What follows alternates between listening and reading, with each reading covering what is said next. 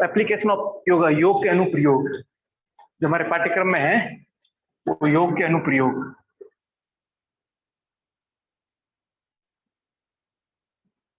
योग के application of yoga, इसके अंदर अप्लाइड फिलोसॉफी है, उसमें हमें पढ़ना है अप्लाइड फिलोसॉफी। ठीक है, फिर उसकी meaning, definition, nature of consciousness, ठीक है, अलग अलग जगह चेतना की परिभाषाएं।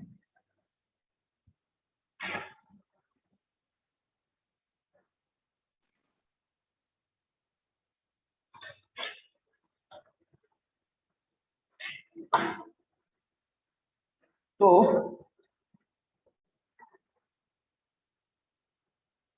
दर्शनों का जीवन में प्रयोग, अप्लाइड फिलोसॉफी अर्थात दर्शन का जीवन में प्रयोग। तो दर्शनों का जीवन में क्या प्रयोग हो सकता है, उसका हम सीधा सीधा संबंध करें तो दर्शन हमारे ज्ञान केंद्र है, हमारे ज्ञान, और ज्ञान किसका विषय है, चेतना का। तो हमारे दर्शन क्या करते हैं, चेतना का रूपांतरण, ट्रांसफॉर्मेशन ऑफ कॉन्शियसनेस।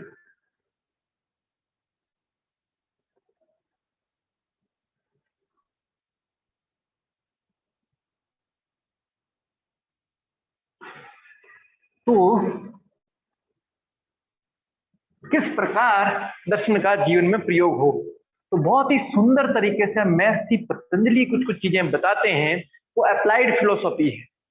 जैसे इन्होंने बताया क्रिया योग,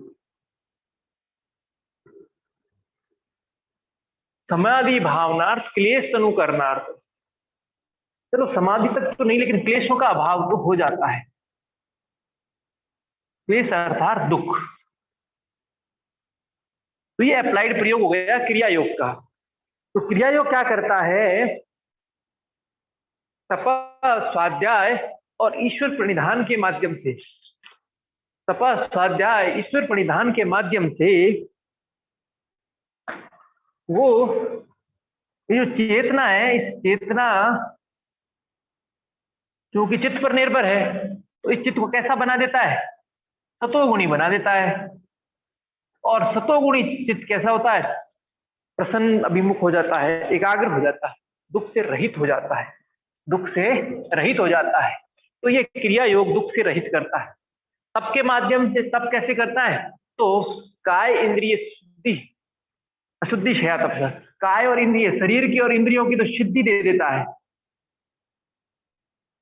इंद्रियों के पास विशेष सिद्धि आ जाती है, विशेष शक्ति आ जाती है, और भीतर की अशुद्धि का नाश हो जाता है। अशुद्धि सबसे बड़ी अशुद्धि किसकी, अज्ञान की अशुद्धि, अविद्या की अशुद्धि, उसका नाश हो जाता है, उसका नाश हो जाता है। तो ये स्मरण रखना है कि दर्शनों का सचमुच जीवन में प्रयोग क्या हो सकता है, अप्लाइड फिलोसॉफी क्या है।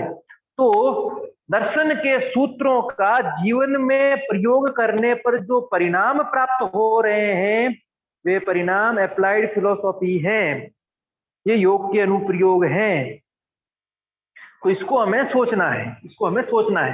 तो क्रिया योग जैसे क्लेश और दुख करने, तो प्रश्न अभी तक आया नहीं है, लेकिन ऐसा प्रश्न आ जाए तो तैयार रहना है। ठीक इसी प्रकार अब अष्टांग योग को ले लेते हैं। तो अष्टांग योग का लाभ क्या है, अशुद्धि क्षय, ज्ञान दीप्ति अविवेक छाते। तो वहां भी ज्ञान की प्राप्ति हो रही है, ज्ञान की प्राप्ति हो रही है, अशुद्धि का नाश हो रहा है। तो विवेक पर्यंत, तो चेतना यहाँ परिवर्तित हो गई, चेतना विवेक हुई। तो हम चेतना को आगे पढ़ेंगे ही, तो किस प्रकार अष्टांग योग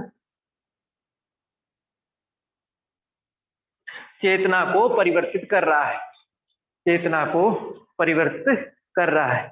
यम नियम उसमें क्या करते हैं, उसको भी देखना है।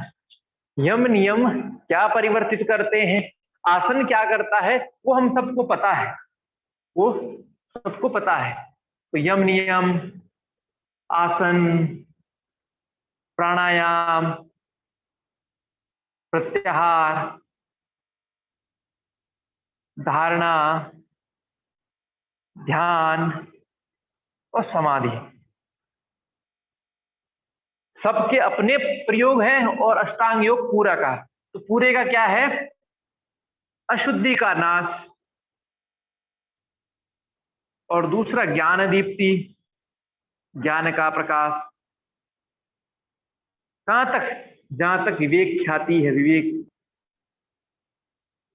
वहां तक, तो ये अप्लाइड है। इसके साथ साथ यम नियमों में, जैसे हमने क्रिया योग पढ़ा तब स्वाध्याय से पढ़ना, वो ये नियम में भी आता है, तो इनके जो फल प्राप्त हो रहे हैं वो अप्लाइड है, जीवन में अप्लाइड है। ठीक है, संतोष है तो दुख की मात्रा कम है, शुद्धि है तो शुद्धि से निर्मलता, प्रसन्नता इत्यादि सब एकाग्रता प्राप्त होती है, तो ये अप्लाइड है, ये अप्लाइड है। इस प्रकार यम नियमों के आसन द्वंद्व सहन करने की शक्ति देता है, सुख दुख, मान अपमान, सर्दी गर्मी इत्यादि में इतना सहन करने की क्षमता आ जाती है शरीर में। तो ये इम्यून सिस्टम को कह सकते हो, बॉडी इम्यून को भी आसन प्रभावित करते हैं।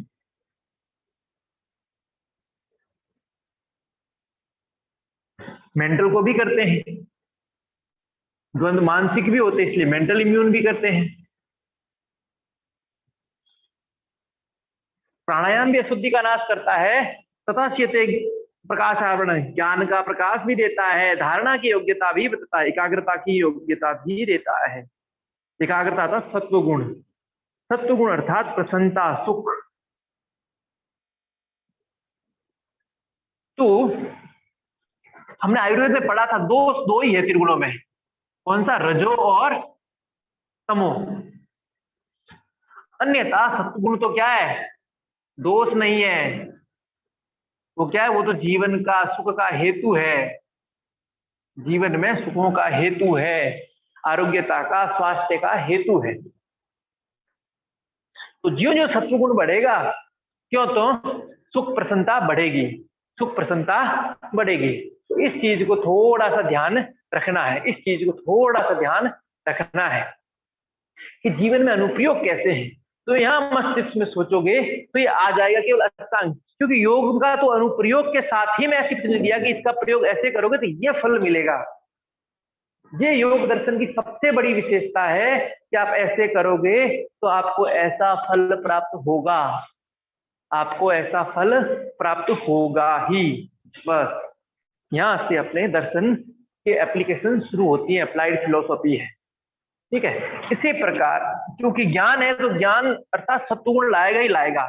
तो फिर यदि प्रश्न न्याय का हो चाहे सांख्य का हो, न्याय, सांख्य, वैशेषिक,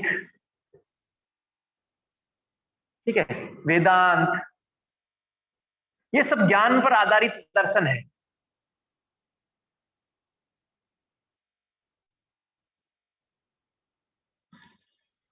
मीमांसा कर्म पर आधारित दर्शन है।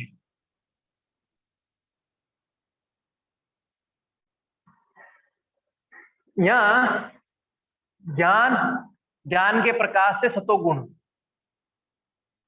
और यहां से सत्वगुण और जीवन में आरोग्य या स्वास्थ्य। यहां कर्म के माध्यम से, कर्म अनुष्ठान से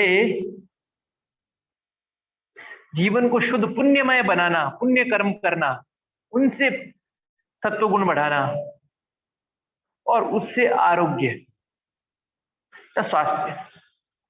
योग सूत्र इन पांचों से भिन्न है।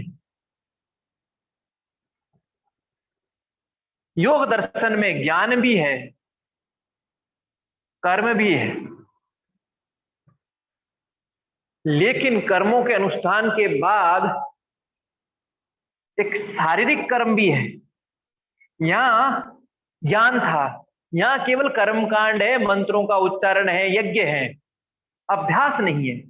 योग दर्शन ऐसा है जो ज्ञान का भी अभ्यास है, कर्मों का भी अभ्यास है और शरीर के कुछ अभ्यास भी हैं और मन के भी अभ्यास हैं। तो संपूर्ण धरती का एकमात्र दर्शन ऐसा है, एकमात्र योग फिलोसॉफी ऐसी है जो प्रैक्टिस समथिंग प्रैक्टिस करवाती है, बाकी सब चिंतन पर आधारित है, ये करो वो करो। और दूसरा प्रैक्टिस मीमांसा आ जाता है, वहां कर्म कांड, यज्ञ करो, यज्ञ की प्रैक्टिस करो, अनुष्ठान मंत्र जप करो, ये कर्म करो। तो ये प्रैक्टिस पर आधारित है, बाकी सारी फिलोसॉफियां मस्तिष्क पर आधारित है, विचार है, लेकिन इसमें विचार के अलावा अभ्यास है, अभ्यास के माध्यम से परिवर्तन। ये पूरा का पूरा अप्लाइड साइंस है। ऐसा करोगे तो ऐसा मिलेगा, ये फल देने वाला विज्ञान योग विज्ञान है। इसलिए इसका अप्लाइड हर जगह, ठीक है। क्योंकि आयुर्वेद के अनुसार यहाँ एक निश्चित देखना कि सत्वगुण ही स्वास्थ्य का प्रतीक, और श्रीमद् भगवद गीता में भी ये दोनों सत्वगुण को ही। और योग के अभ्यास क्या करते हैं? ज्ञान। और ज्ञान जो है गीता के अनुसार फल किसका है? सत्वगुण का फल है। ज्ञान सत्वगुण का ही फल है। ज्ञान किसका है? सत्वगुण का फल है। और इसमें ज्ञान आएगी, उसमें सत्वगुण आएगा ही आएगा। और सत्वगुण किसका प्रतीक है? पवित्रता का, आरोग्य का। तो ये अप्लाई। तो योग की किसी भी क्रिया में आओगे, योग के किसी भी अभ्यास में जाओगे, तो उसमें ज्ञान तो सबसे पहला है ही, ज्ञान प्राप्त हो रहा है, अर्थात सत्वगुण आ रहा है। और सत्वगुण से ही ज्ञान प्रकट होता है, उससे पहले ज्ञान होता ही नहीं है, उससे पहले ज्ञान होता ही नहीं है। इस पूरे दृष्टिकोण को स्मरण में रखना है। तो इससे संबंधित कोई प्रश्न आएगा फिर नहीं कर पाओगे, गलत नहीं होगा। फिर वहां पर कोई ज्ञान योग का पूछ लें, चाहे कर्म योग का पूछ लें, चाहे भक्ति योग का पूछ लें, चाहे राज योग का, चाहे हठ योग का, सबका अंततः यही उद्देश्य है, यही उद्देश्य है। तो ये दर्शनों का जीवन में प्रयोग। अब चेतना, अब चेतना।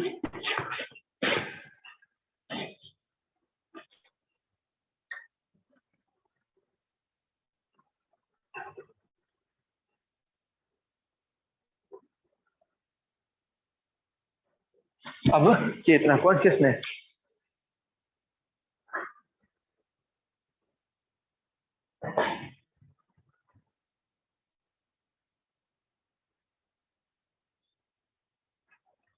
तो चेतना है सामान्यता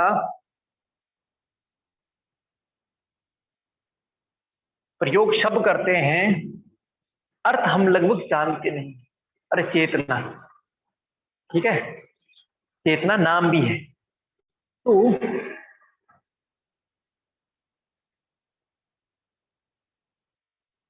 जागृत करने वाले शब्द को चेती कह सकते हैं।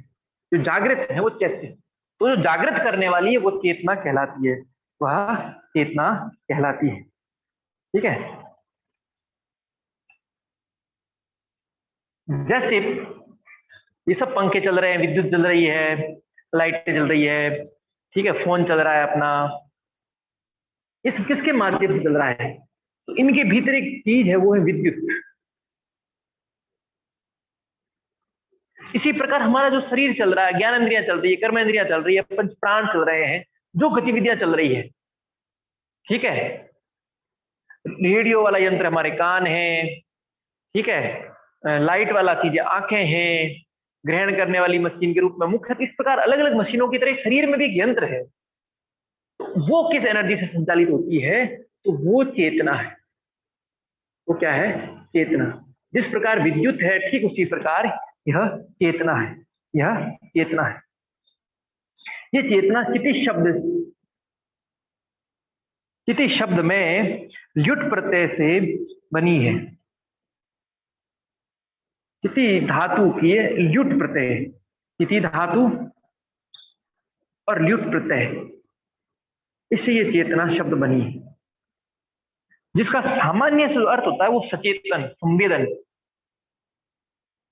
सचेतन संवेदन, अर्थात कुछ फील होना, कुछ फील होना। चिति धातु में ल्युट पड़ने से चेतना, और ये चेतना स्त्रीलिंग है यहाँ पर, ठीक है, कर्ता अर्थ में प्रयुक्त होता है। किस अर्थ में? कर्ता, अर्थात जो करने वाला है, जो संपादन करने वाला है, जो कुछ करने वाला है, वह चेतना है, वह चेतना है। सांख्य और आयुर्वेद में चेतना को 25वां तत्व कहा है।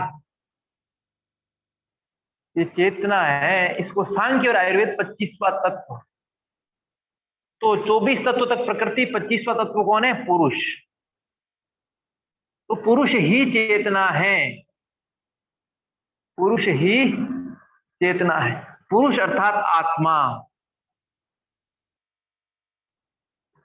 पुरुष अर्थात आत्मा, ये आत्मा ही चेतना है।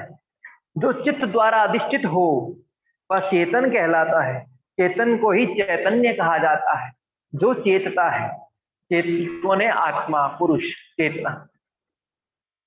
तो चिति धातु में ल्युट करने से चेतना शब्द बनता है। अर्थात जो सचेतन है, जो जागृत है, जो सजीव है, जो कुछ सजीव है, ठीक है, जो कुछ करने वाला है, वह चेतना है। और ये 25वां तत्व ही चेतना है, 25वां तत्व ही चेतना है।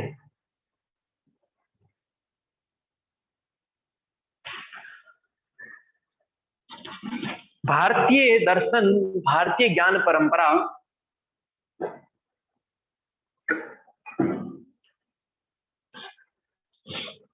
दो प्रकार के जगत की बात करती है।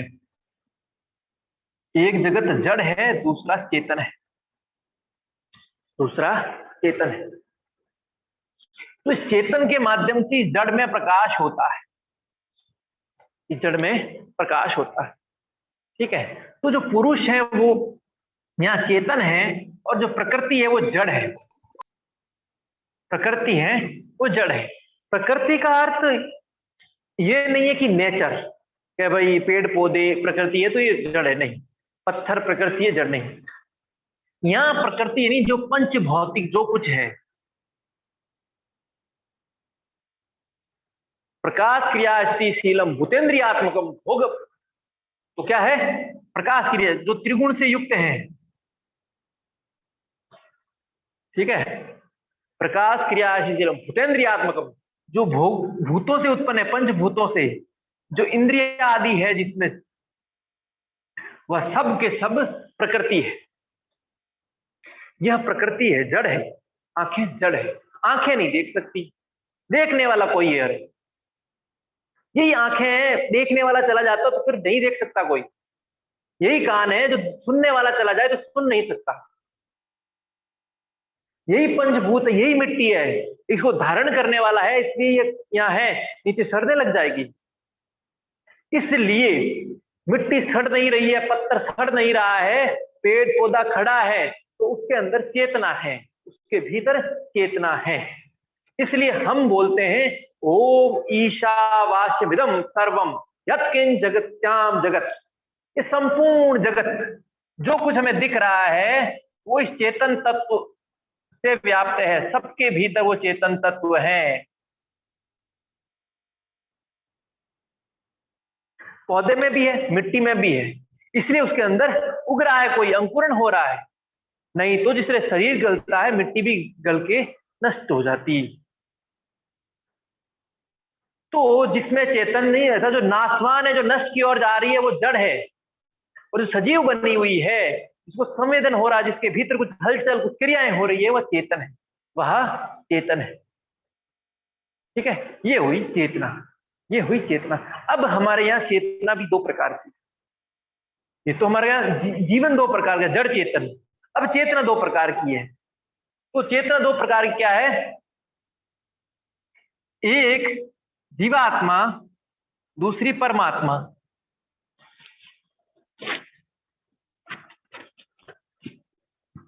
तो चेतना दो प्रकार की है, एक जीवात्मा, दूसरी परमात्मा। जीवात्मा था व्यक्तिगत सेल्फ, इसको व्यक्तिगत कह सकते हैं, व्यक्तिगत सेल्फ की। और दूसरी जो परमात्मा है वो समष्टिगत।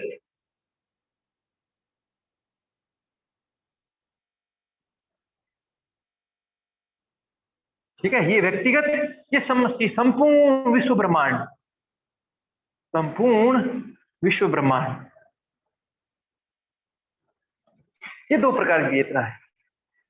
अपनी व्यक्तिगत हम सबकी, फिर एक सामूहिक कलेक्टिव कॉन्शियसनेस संपूर्ण विश्व ब्रह्मांड की, जो हम परमात्मा कहते हैं, जो हम परमात्मा कहते हैं।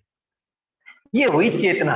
अब हमारे पाठ्यक्रम में वेदों में, उपनिषदों में, दर्शनों में, गीता में, योग वशिष्ठ में चेतना, ठीक है।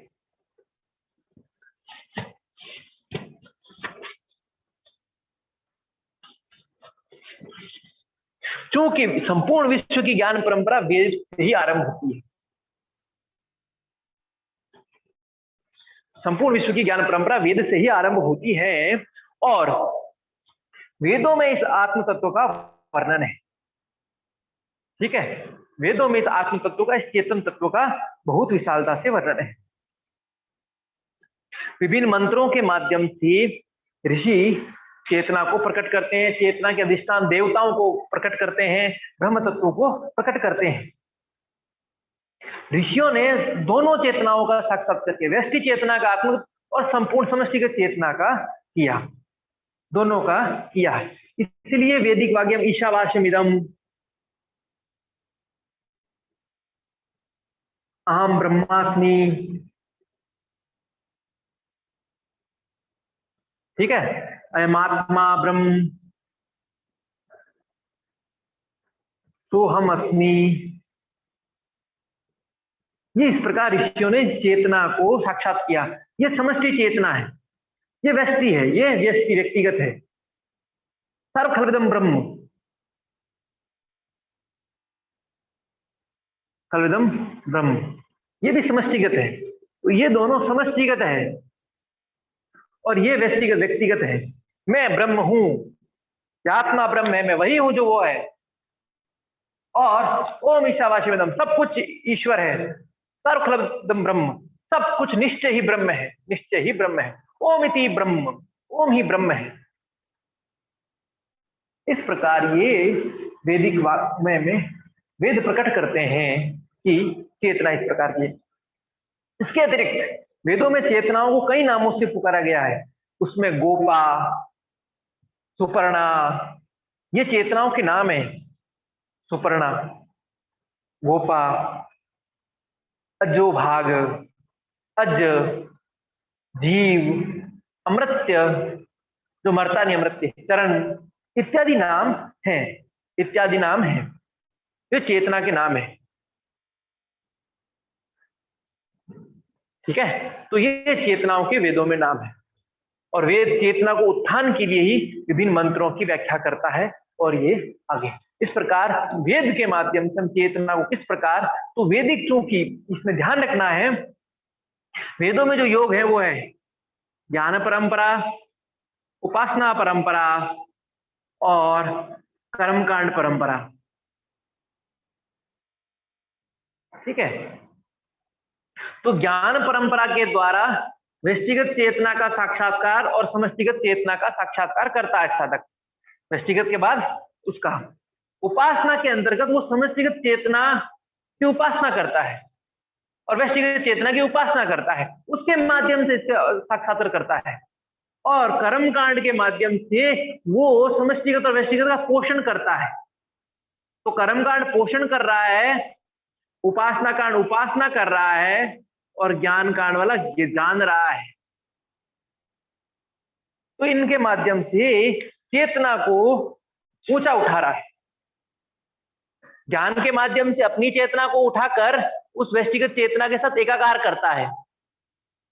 उपासना में भक्ति के माध्यम से समष्टिगत चेतना की उपासना करके उसके प्रति समर्पण करता है। समर्पण करता है तो वैसा का वैसा बन जाता है। जैसे बड़ी टंकी से नल जुड़ेगा तो टंकी में भी पानी, नल भी पानी, तो पानी का स्रोत वो उसके जैसा बन जाएगा, उसके जैसा बन जाएगा, तो स्वयं को खोल देता है। और कर्म कांड के माध्यम से साधक पोषण करता है, पोषण करता है तो पृथ्वी में पोषण मिलता है, तो भी वो चेतना खुल जाता है। तीनों मार्ग चेतना का उद्घाटन करने हैं, चेतना का रूपांतरण करके मनुष्य को ऊर्ध्वगामी ऊपर की ओर उठाते हैं। उसकी चेतना का क्या करते हैं, ट्रांसफॉर्मेशन ऑफ कॉन्शियसनेस, जो श्री अरविंद ने कहा। फिर व्यक्ति का वो मस्तिष्क खुल जाता है, वो स्वयं को फिर सामान्य शरीर नहीं मानता है, स्वयं को चेतन तत्व मानता है। तो ये वेदों का वर्णन है, ये वेदों का वर्णन है। अब उपनिषदों, ठीक है, तो वेद और उपनिषद में थोड़ी भिन्नता है, क्योंकि उपनिषद ब्राह्मण और आरण्यकों से भी लिए गए हैं। तो ये जो हमने अभी लिखा, सर्व खलविदम ब्रह्म ईशावास्यमिदं अहम ब्रह्मास्मि अयमात्मा ब्रह्म सोहमस्मि तत्त्वमसि इत्यादि, प्रज्ञानम ब्रह्म, ठीक है। तो ये सब उपनिषदों के वाक्य हैं, ये सब उपनिषदों के वाक्य हैं। और इसके साथ साथ उपनिषद और ऊंचे तरीके से चेतना को करता है। और कैसे करता है? वेद तो पढ़ लिया, उपनिषद, क्योंकि मांडुक्य उपनिषद चेतना के 4 चरण बताता है, चेतना के 4 चरण बताता है, वैश्वानर, तेजस, प्राज्ञ और शिवम, शिवो अद्वैतम। तो जिसको जागृत, स्वप्न, सुसुप्ति और तुरीय, और ये चेतना का ट्रांसफॉर्मेशन जिसके माध्यम से हो रहा है, ओम की उपासना मात्र से ही। ओम की उपासना से चेतना का विकास हो रहा है, चेतना का रूपांतरण हो रहा है, धीरे धीरे श्रेष्ठतम चेतना की ओर जा रहा है। वैश्वानर, जागृत, स्वप्न, सुसुप्ति, तुरीय, तो तेजस, प्राज्ञ, शिव। इस प्रकार उपनिषद चेतना का वर्णन कर रहे हैं कि चेतना के 4 चरण हैं, और 4 चरणों में इस प्रकार ओम की उपासना से विकसित होती है। इस प्रकार से उपासना करोगे तो ये चरण विकसित हो जाएगा। कौन सा? वैश्वानर विकसित हो जाएगा, वैश्वानर जागृत हो जाएगा, इससे तेजस विकसित हो जाएगा, स्वप्न जागृत हो जाएगा, इससे प्राज्ञ विकसित हो जाएगा, सुसुप्ति जागृत हो जाएगी, शिवो अद्वैतम विकसित हो जाएगा, तुरीय जागृत हो जाएगी। इस प्रकार की उपासना करने से अकार की, उकार की, मकार की और पूर्ण ओम की, इन चारों को करने चेतना के 4 चरण आपके जागृत हो जाएंगे, विशुद्ध हो जाएंगे, आपकी चेतना ट्रांसफॉर्मेशन, रूपांतरित होकर आप दिव्य चेतना वाले बन जाओगे। तो ये मांडुक्य उपनिषद बताता है, ये मांडुक्य उपनिषद बताता है। प्रश्नोपनिषद भी थोड़ा सा बताता है, वो चेतना के 4 तो नहीं, लेकिन वो कहता है मनुष्य लोक के बराबर जीत लेगा, मनुष्य लोक जीत लेगा, पितरलोक जीत लेगा और ब्रह्मलोक तक पहुंच जाएगा। तो सामान्य से ब्रह्म तक पहुंचने का प्रश्नोपनिषद भी कहता है। मनुष्य से गति करता हुआ धीरे धीरे ब्रह्मलोक तक, कहां तक? ब्रह्मलोक तक।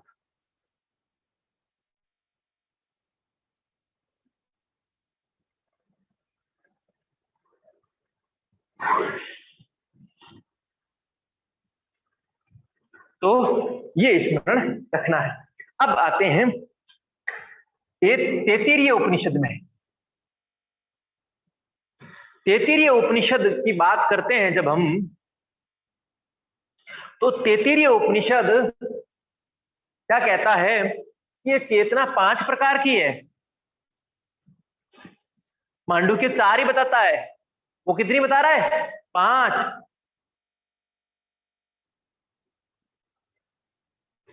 वो 5 शरीर बोल रहा है उसको। ये चेतना 5 रूपों में है। पहला अन्नमय है, दूसरा प्राणमय है, तीसरा मनोमय है, चौथा विज्ञानमय है, 5वां आनंदमय है। 5वां क्या है? आनंदमय। ये 5 प्रकार की है चेतना। 5 पुष्ट कैसे होंगी, जागृत कैसे होंगे? तो बताते हैं, ये अन्न के द्वारा, ये प्राण के द्वारा, ये ज्ञान के द्वारा, ये श्रद्धा और योग के द्वारा,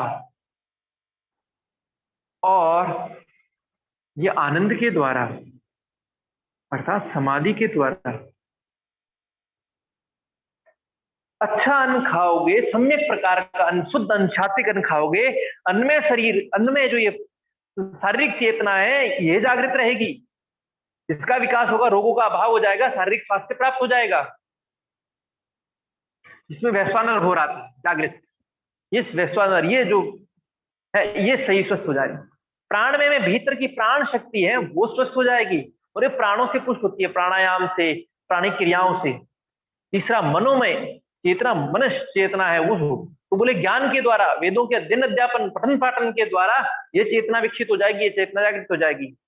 चौथी, विज्ञान में श्रद्धा के द्वारा, योग के द्वारा, श्रद्धा और योग के द्वारा इस चेतना का विकास हो जाएगा, ये चेतना जागृत हो जाएगी।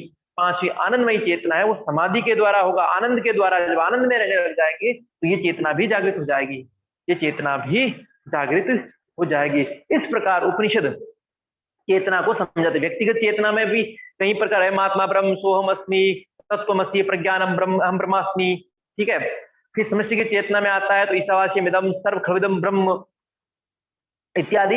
और तत्पश्चात 4 चरण बताता है, वो जागृत, स्वप्न, सुषुप्ति, तुर्या, 5 प्रकार की भी बताता है, अन्नमय, प्राणमय, मनोमय, विज्ञानमय और आनंदमय। आनंदमय इस प्रकार चेतना का प्रश्नोपनिषद भी 3 प्रकार का वर्णन करता है। और ठीक इसी प्रकार बृहदारण्यक उपनिषद में भी 3 प्रकार की चेतना है, जागृत, स्वप्न, सुषुप्ति। जागृत, स्वप्न, सुषुप्ति। श्वेताश्वतर भी चेतना को एकमात्र निर्गुण गूढ़ चेतना के भीतर वाला बताता है। और वेदांत में भी आदि गुरु शंकर 3 सत्ताओं का वर्णन करता है इस चेतना के, पारमार्थिक, प्रातिभासिक और व्यवहारिक। और 4 प्रकार के ईश्वर की अवधारणा देकर वेदांत में मूल एक ही चेतना, अद्वैत, सब एक ही है, ब्रह्म चेतना, ठीक है, उसका वर्णन करते हैं। तो इस प्रकार ये उपनिषदों में है चेतना का इस प्रकार वर्णन है, इस प्रकार वर्णन है।